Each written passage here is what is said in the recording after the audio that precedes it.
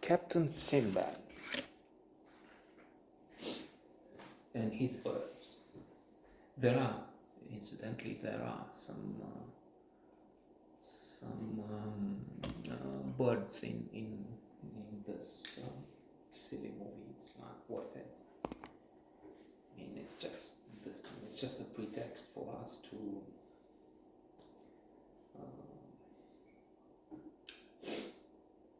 talk a little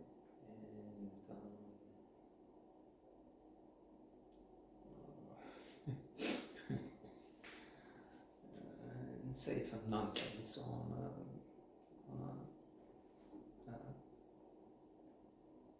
useless subject, which is this movie. There is magic, okay, and birds disappear, or human beings are transformed into birds of fire. Alas, one of the many problems the film has is special effects. Special effects back then, it's maybe 1950s, it doesn't matter, it's badly made.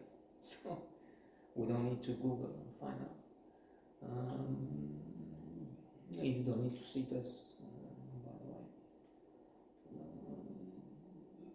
We just need to do it.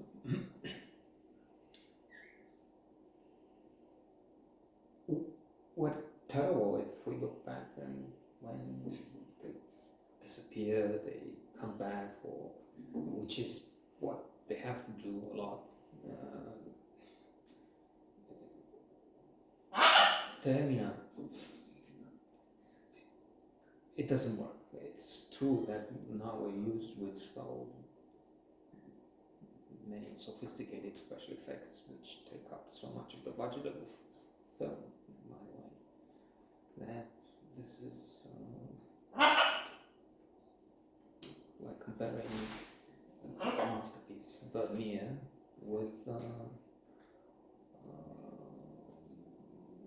what I can do in terms of drawing. It's a distance between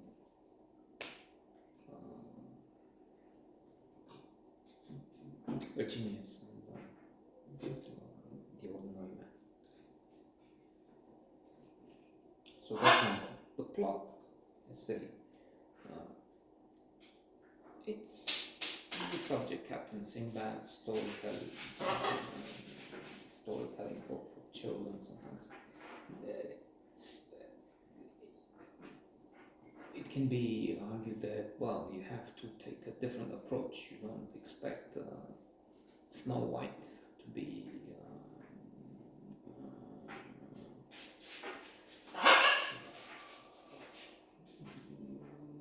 looked at like Parasite, South Korean winner of the Oscar.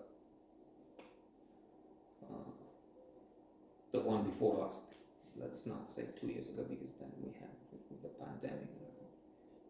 Before Nomadland. Okay. But still, if you look at people like Peterson, they find deep meaning in those stories, and indeed not just that. Then there's The Beauty and the Beast is one of the 1,000 best movies ever made for the New York Times list, and there are others, Bambi.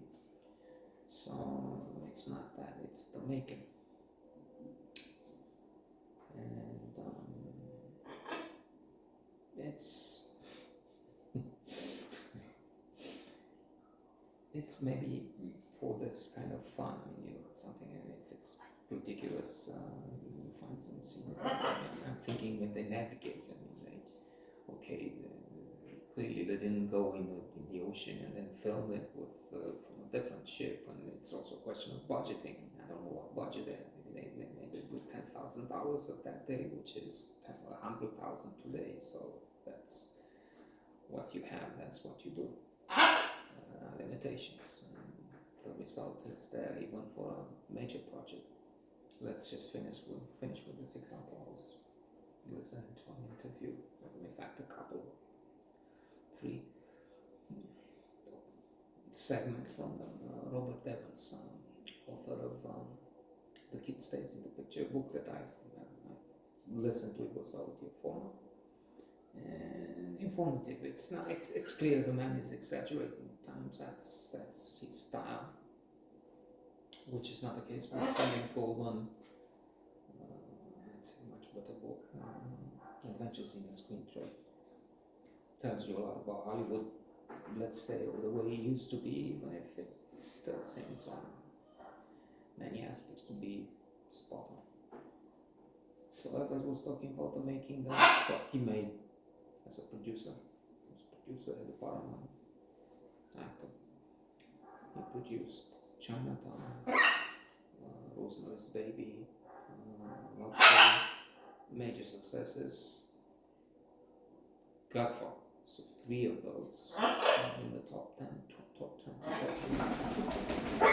But he also made The Great Gatsby, failure on all levels, box office, critic. And he talks about the fact that he wanted to get Jack Nicholson, a good friend of his, on the project as Gatsby. And we can only imagine how wonderful he must have been. Well, Goldman says you never know. Maybe it wouldn't, but he was different, more ironical, better suited, as they talk in the interview, indeed, for the character. But they had Robert Redford because Redford was ready to make it for nothing, for free. And Jack Nicholson insisted on a $500,000 fee. And he didn't have the money. He had X amount of he didn't have money for it. It wasn't a lot. Granted, I don't know, it could be 2 million today, but still it would be so very little, especially for the budgets they had.